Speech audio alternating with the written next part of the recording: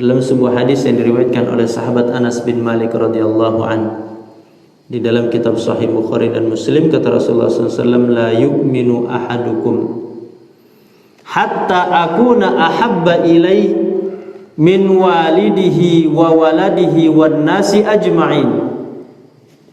Belum dikatakan beriman salah seorang di antara kamu sampai menjadikan diriku, yaitu Rasulullah sallallahu alaihi wasallam, lebih dia cintai bila dibandingkan daripada dirinya, daripada kedua orang tuanya, daripada anaknya, dan daripada seluruh manusia. Bapak-ibu hadirin hadirat rahmati Allah Subhanahu wa taala, ternyata bukti cinta kita kepada Rasulullah, kita melebihkan kecintaan kita kepada Rasulullah melebihi kecintaan kita kepada manusia. Padahal umumnya naluri manusia, tabiat manusia, dia akan mencintai orang-orang yang terdekat dengan dia. Makanya di dalam surat At-Taubah Allah Subhanahu wa taala menyebutkan di dalam ayat 24, apa kata Allah Subhanahu wa taala? Qul in kana aba'ukum wa abna'ukum wa ikhwanukum wa azwajukum wa ashiratukum wa amwalun iqtaraftumuha wa tijaratun takhshawna kasadaha wa masakinu tardawnaha ahabba ilaikum minallahi wa rasulihi wa jihadin fi sabilih fatarabbasu hatta ya'tiyallahu bi amri wallahu la yahdil qaumal fasiqin.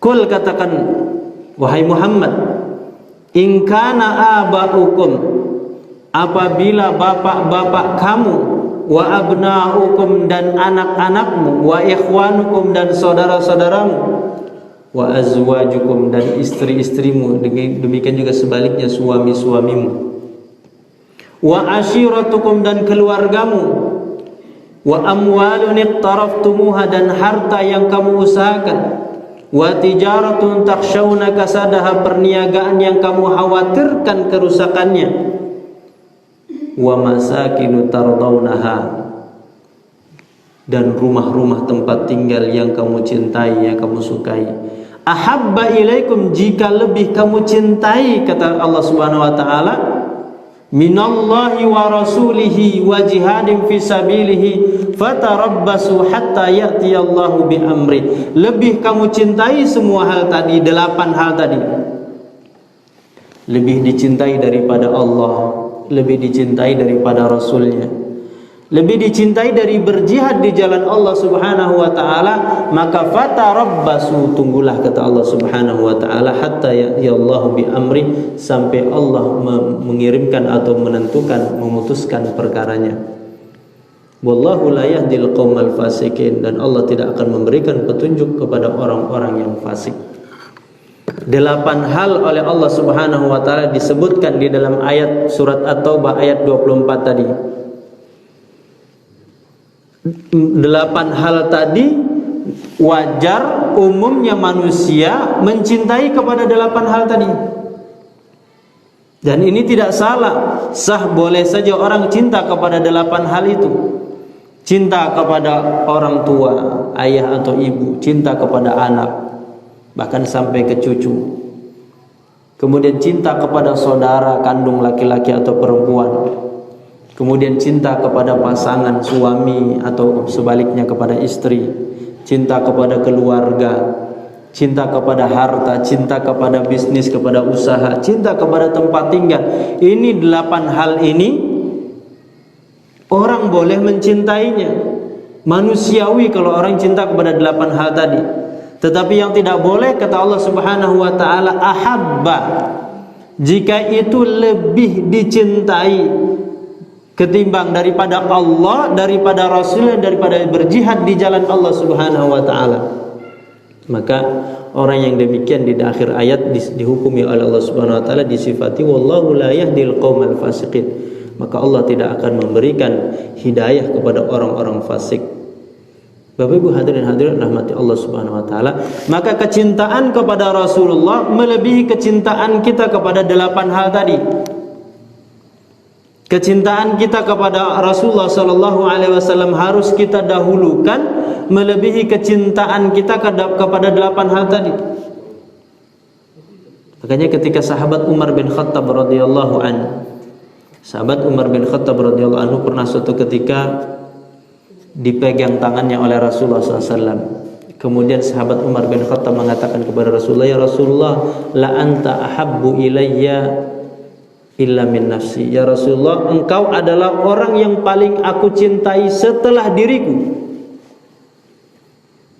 Maka ketika mendengar demikian Rasulullah SAW mengatakan, "La ya Umar." Belum wahai Umar.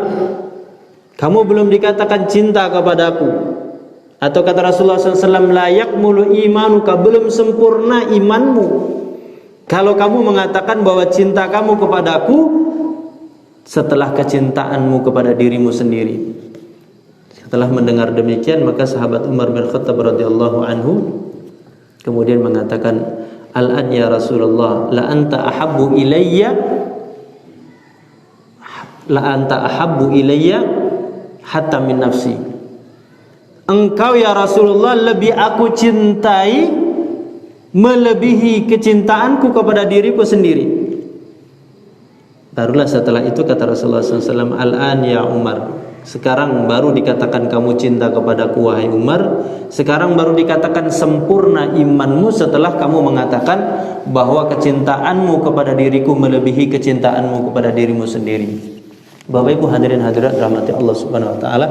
Maka kita akan gambarkan dalam kesempatan ini banyak riwayat, banyak kisah, banyak hadis yang menunjukkan seperti apa kecintaan para sahabat Rasulullah sallallahu alaihi wasallam kepada Rasulullah. Ketika mereka mengatakan bahwa kami lebih cinta kepada engkau ya Rasulullah melebihi kecintaan kami kepada diri kami sendiri, maka ditunjukkan, dibuktikan oleh para sahabat Rasulullah sallallahu alaihi wasallam. Ada seorang sahabat yang akhirnya kemudian Allah Subhanahu wa taala menurunkan firman-Nya dalam surat An-Nisa, "Wa may yuti'illaha war rasula fa ulaika ma'al ladzina an'ama Allahu 'alaihim." Ada seorang sahabat di pagi hari saat orang berkumpul dengan keluarga, mungkin sarapan, minum teh kalau kita mungkin, atau minum kopi, kumpul dengan keluarganya. Ada seorang sahabat yang gelisah. Ternyata ketika gelisah itu kemudian dia bergegas keluar dari rumahnya, yang dia tuju adalah rumah Rasulullah sallallahu alaihi wasallam. Bapak Ibu hadirin hadirat rahmati Allah Subhanahu wa taala, ada enggak hari ini kita menemukan orang gelisah karena orang lain? Kalaupun ada orang gelisah karena seseorang, orang tersebut adalah gelisahnya tentu kepada keluarganya, kepada anak. Kalau seorang istri kepada suami, kalau suami kepada istri, kalau ayah kepada anak, kalau anak kepada ayah, dan seterusnya. Masih ada hubungan darah. Tapi sahabat ini tidak ada hubungan darah, tidak ada nasab dengan Rasulullah SAW. Di pagi hari pada saat kebanyakan manusia umumnya bercengkrama dengan keluarganya, berbahagia dengan keluarganya, menikmati hidangan di pagi hari, tetapi yang dia alami adalah kegelisahan. Kegelisahan kepada siapa? Bukan kepada anaknya, bukan kepada bapaknya, bukan kepada keluarganya, tetapi kepada orang lain. Siapa orang lain itu? Rasulullah SAW. Maka dia bergegas datang ke rumah Rasulullah SAW. Sesampainya di rumah Rasulullah SAW, dia pastikan berjumpa dengan Rasulullah. Dia pastikan keadaan Rasulullah SAW dalam keadaan baik-baik. Setelah berjumpa dengan Rasulullah SAW, maka sahabat tadi mengatakan, "Ya Rasulullah," dia ceritakanlah apa yang dirasakan di dalam dirinya. "Ya Rasulullah, pagi hari ini saya rasakan kegelisahan. Saya ingin memastikan keadaan engkau ya Rasulullah.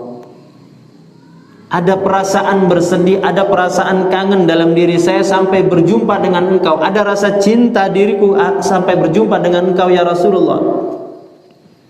Maka Rasulullah bertanya kepada sahabat tadi, "Wahai sahabat, kenapa engkau sampai merasakan demikian?"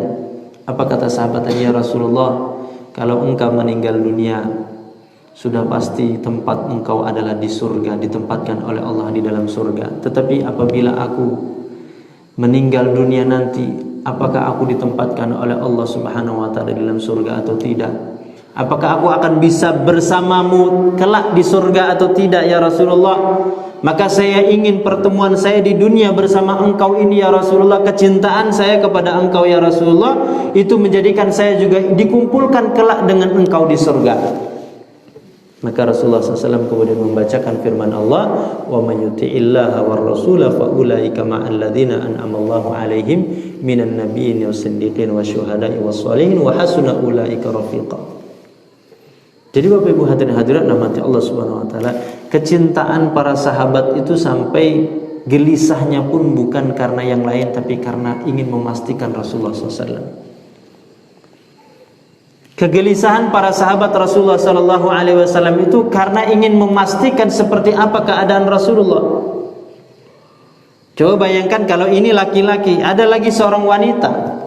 Saya lupa nama wanita ini, sahabiyah, seorang wanita. Pasca peristiwa perang Uhud, usai peristiwa perang Uhud yang terjadi pada tahun ketiga Hijriah.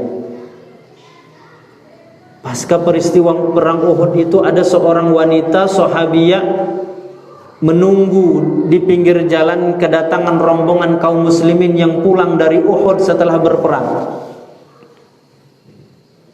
Ternyata di antara rombongan para sahabat yang pulang berperang itu memberikan informasi kepada wanita tadi, sahabiah tadi.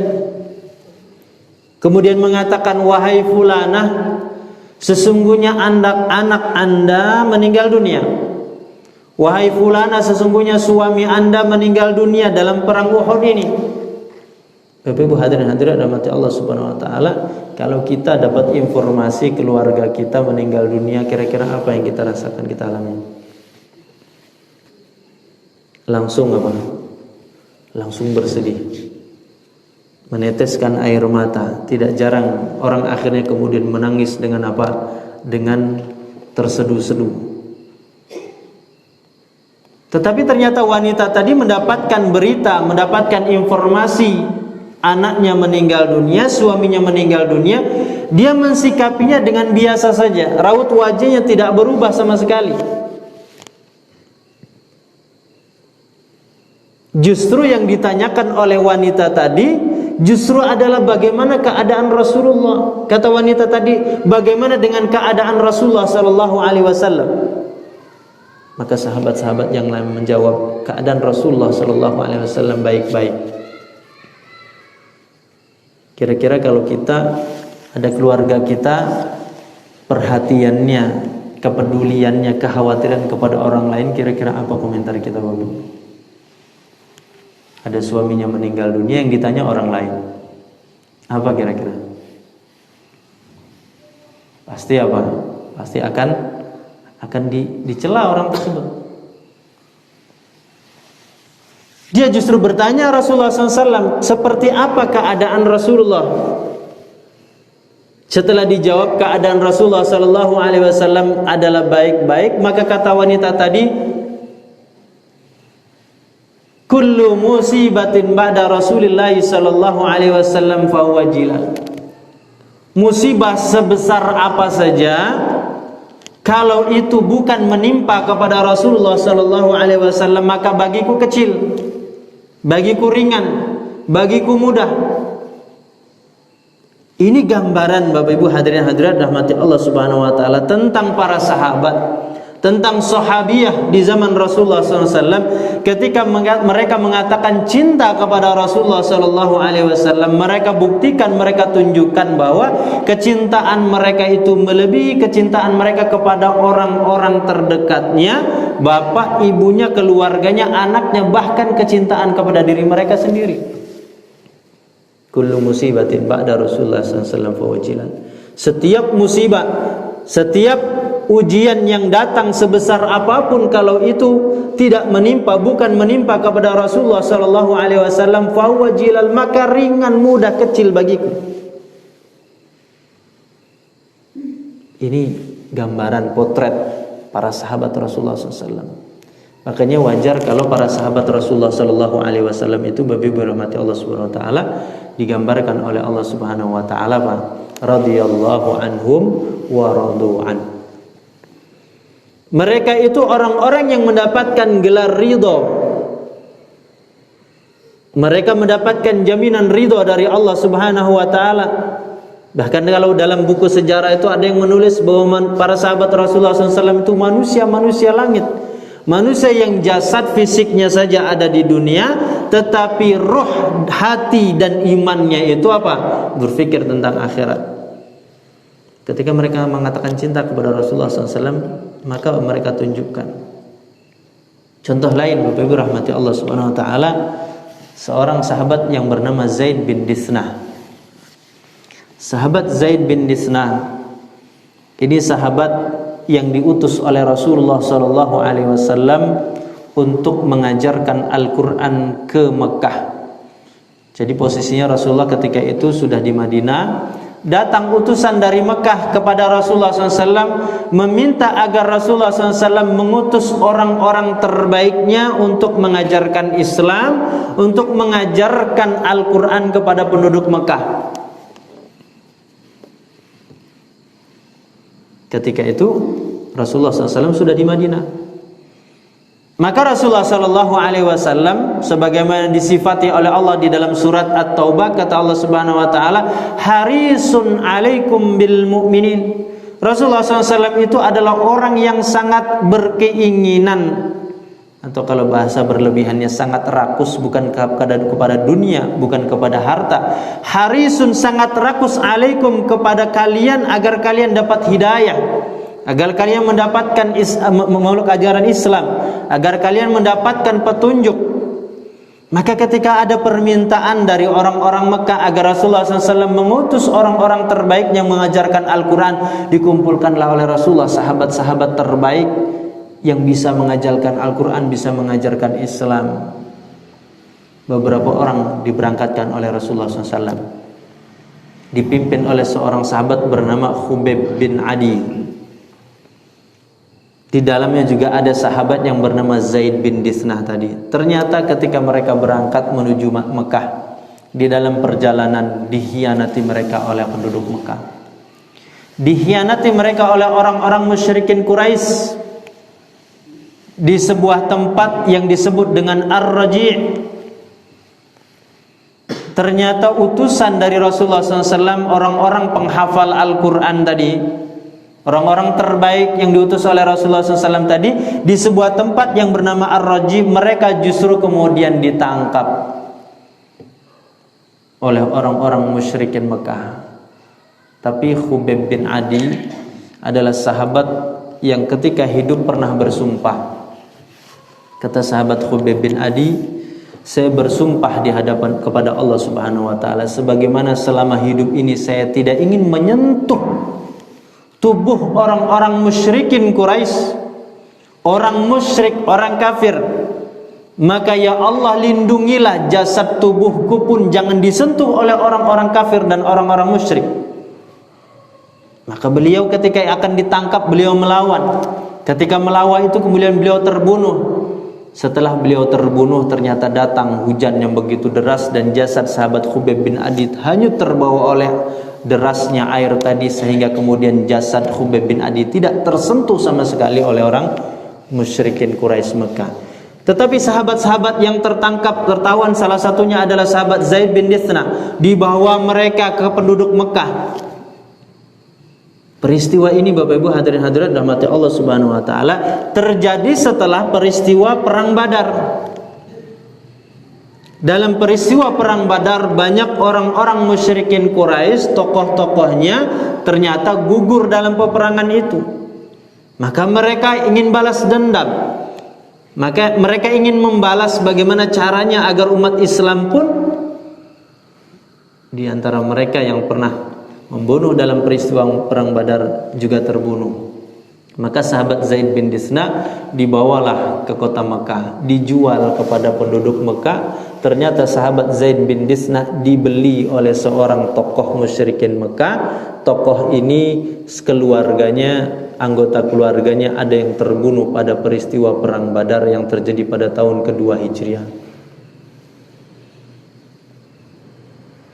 Maka sahabat Zaid bin Disnah nasibnya akhirnya ingin dijadikan korban balas dendam oleh orang musyrikin Quraisy. Diaraklah sahabat Zaid bin Disnah, dibawa keluar tanah haram untuk dibunuh, dieksekusi mati. Ketika akan dieksekusi mati sudah siap, tidak ngerti seperti apa kita bentuknya eksekusi ketika itu. Setelah disiapkan akan dieksekusi mati, kemudian Abu Sofyan yang ketika itu notabene masih menjadi seorang musyrik. Sahabat-sahabat Abu Sofyan ini masuk Islamnya pada peristiwa Fathu Mekah tahun ke-7 Hijriah. Sahabat Abu Sofyan pada saat itu masih sebagai seorang musyrik, masih kafir. Ketika sahabat Zaid bin Disnah sudah siap dieksekusi mati, maka sahabat Abu Sufyan kemudian maju ke depan menawarkan opsi kepada sahabat Zaid bin Disnah. Apa kata Abu Sufyan? Wahai Zaid bin Disnah, ada opsi tawaran kepadamu. Bagaimana seandainya Muhammad, karena Abu Sufyan ketika itu masih musyrik, maka menyebut Nabi Muhammad hanya nama saja, Muhammad. Bagaimana seandainya Muhammad kita hadirkan di tempat ini menggantikan posisi kamu, dan kami lepaskan kamu, kami bebaskan kamu, kemudian kamu bisa berkumpul dengan keluarga, bercengkrama dengan keluarga, bisa berbahagia kembali berkumpul bersama keluarga. Bagaimana opsi ini wahai Zaid bin Disnah? Bapak Ibu hadirin hadirat rahmati Allah Subhanahu wa taala. Kira-kira apa jawaban sahabat Zaid bin Disnah? Kalau hari ini ada orang yang posisinya, kondisinya antara hidup dan mati, dapat tawaran untuk diselamatkan, kira-kira memilih yang mana, Bapak? Pasti akan memilih diselamatkan. Pasti akan memilih dibebaskan. Apalagi hari ini kondisinya orang cenderung pragmatis, orang cenderung bagaimana berpikir yang penting dirinya bahagia, yang penting dirinya selamat, yang penting dirinya mendapatkan maslahat, adapun orang lain itu urusan lain.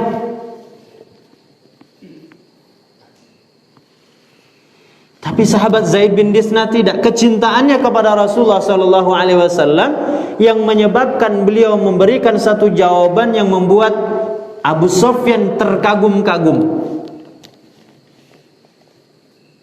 Apa kata Zaid bin Disnah? Wahai Abu Sufyan, seandainya Nabi Muhammad sallallahu alaihi wasallam saat ini tetap berada di rumahnya, tetap tinggal di tempatnya, di rumahnya, kemudian Rasulullah sallallahu alaihi wasallam tertusuk duri, maka itu tidak akan membuat saya bahagia, tidak akan membuat saya kemudian tenang, apalagi kemudian Rasulullah sallallahu alaihi wasallam kalian ambil untuk menggantikan posisi saya dan akan dibunuh oleh kalian. Jangankan Rasulullah SAW terluka, jangankan Rasulullah SAW dibunuh, dihilangkan nyawanya,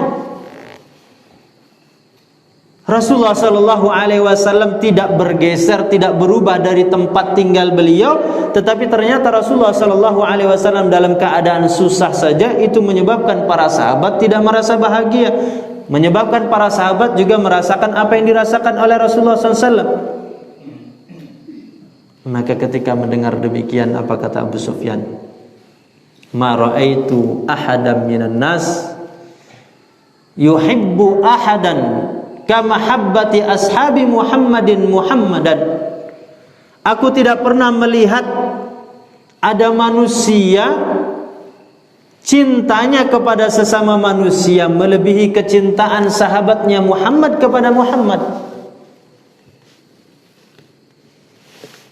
Orang cinta kepada sesama manusia tidak pernah ditemukan seperti kecintaannya para sahabat Rasulullah SAW kepada Rasulullah, rela mengorbankan nyawanya demi Rasulullah SAW, rela mengorbankan dirinya demi Rasulullah SAW.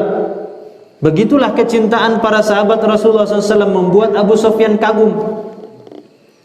Secinta-cintanya orang kepada orang lain tidak akan mungkin mau mengorbankan dirinya.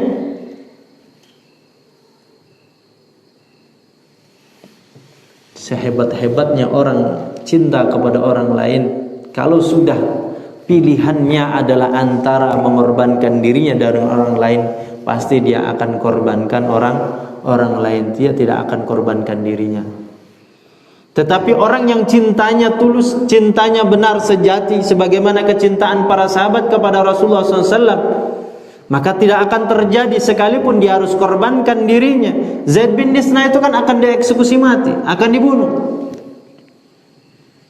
Bapak Ibu hadirin hadirat rahmati Allah Subhanahu wa taala, perkataan Abu Sufyan ini beliau sampai kagum demikian.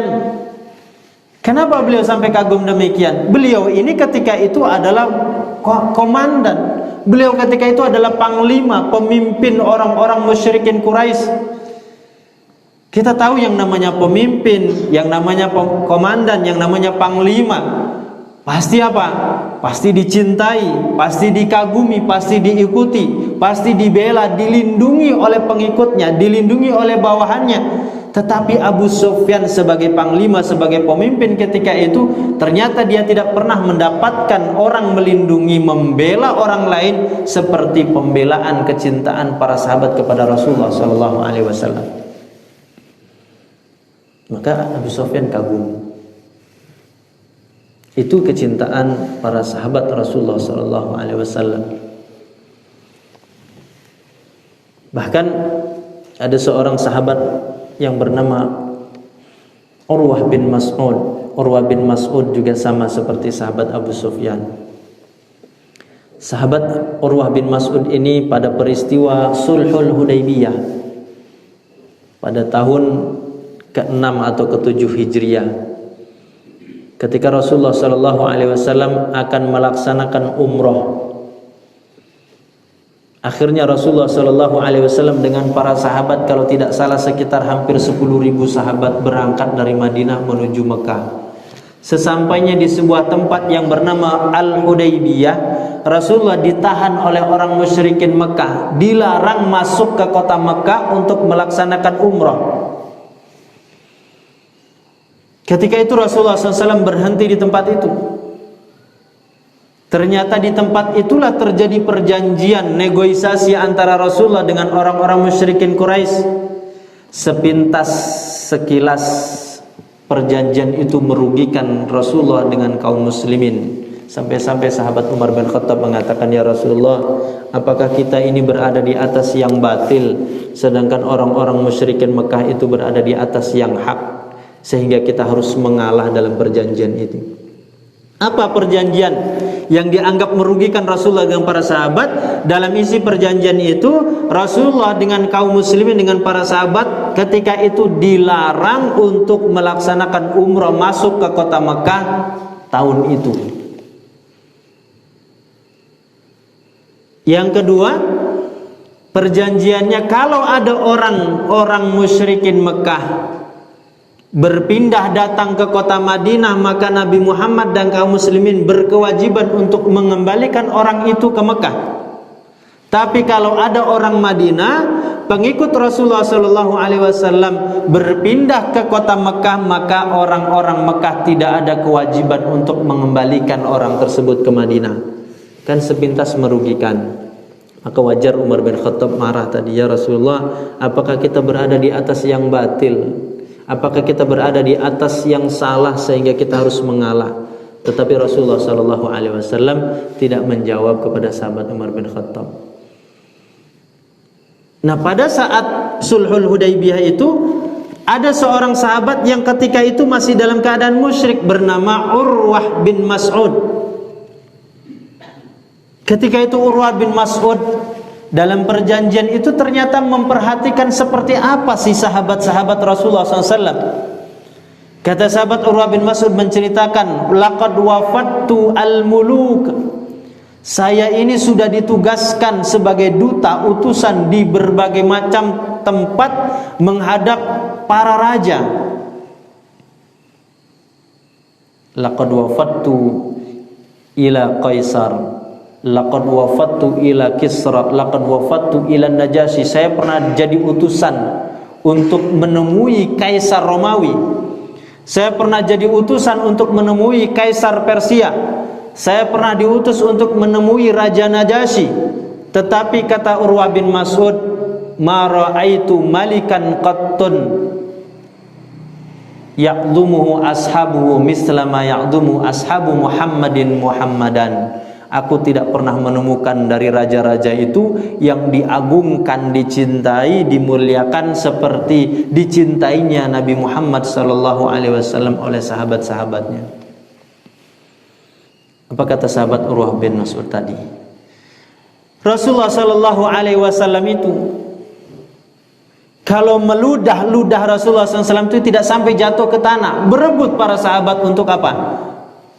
Menadah ludah Rasulullah SAW. Setelah tertada di tangan mereka, ludah Rasulullah SAW itu diusapkan ke kulit para sahabat, bahkan ada yang ke wajah para sahabat. Enggak ada, kata Urwah bin Mas'ud, saya menemukan raja diagungkan, disanjung, dipuji, dicintai sehebat Nabi Muhammad dipuji, dicintai, diagungkan oleh sahabatnya. Rasulullah SAW itu kalau berwudu, para sahabat seperti orang berkelahi, berebut, berdesak-desakan untuk mengambil sisa air wudu Rasulullah SAW. Kalau selain Rasulullah SAW, orang akan merasa jijik. Orang akan merasa apa? Mungkin merasa najis mengambil, menggunakan sisa, apalagi tadi ludah. Kata Urwah bin Mas'ud, para sahabat Rasulullah SAW kalau berbicara di hadapan Rasulullah SAW, mereka itu apa? Khafadhu aswatahum, mereka rendahkan suara mereka di hadapan Rasulullah SAW, tidak berani meninggikan suara mereka. Kemudian kata sahabat Urwah bin Mas'ud, bahkan para sahabat Rasulullah SAW itu tidak ada yang berani satupun memandang, menatap wajah Rasulullah SAW dengan pandangan tatapan tajam. Itu tidak pernah ditemukan, kata sahabat Urwah bin Mas'ud. Saya pernah jadi duta, bukan sekali dua kali. Saya telah menemui berbagai macam pemimpin, para raja. Dia sebutkan raja-raja Romawi, raja-raja Persia, raja Najasyi, dan raja-raja yang lain. Beliau pernah jumpai, beliau temukan, berhadapan dengan mereka. Yang namanya raja kita tahu pasti diagungkan, yang namanya raja pasti dipuja-puja, yang namanya raja pasti dicintai. Tetapi ternyata itu tidak ditemukan pemandangan pada diri Rasulullah SAW, diperlakukan oleh para sahabat, tidak pernah ditemukan pada raja-raja selain daripada Rasulullah SAW. Maka Bapak Ibu hadirin rahmati Allah Subhanahu wa taala, ternyata para sahabat ketika menyatakan cinta kepada Rasulullah SAW, kecintaan itu bukan hanya sekedar di lisan. Kecintaan itu bukan hanya sekedar kalimat terungkap dalam lisan saja, tetapi mereka buktikan, mereka tunjukkan kegelisahan mereka karena Rasulullah SAW, pengorbanan mereka karena Rasulullah SAW. Mereka rela mengorbankan diri mereka, mereka rela mengorbankan apapun demi Rasulullah SAW. Sebab ini adalah bukti cinta mereka kepada Rasulullah, bukti iman mereka kepada Allah, bukti iman mereka kepada Rasulullah SAW.